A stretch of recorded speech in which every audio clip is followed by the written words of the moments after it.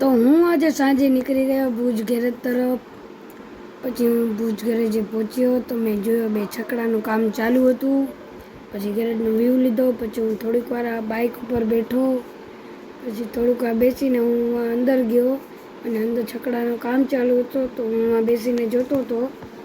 પછી ઊભો થઈને મેં જોયો કે કેમ કામ ચાલે છે.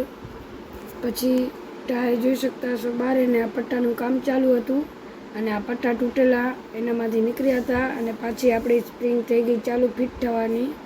અને પછી આ છકડામાં કાંક ઓઇલ બોલ બદલાવાનો હતો. પછી આપણે ગોળી જામ થઈ ગઈ હતી તો ડીઝલ નાખીને એને ફ્રી કરી અને પછી આ ટાયર બાયર અને પટ્ટા લાગી ગયા છકડામાં. તો એક છકડો હાલી ગયો અને બીજો છકડો હજી ઊભો હતો.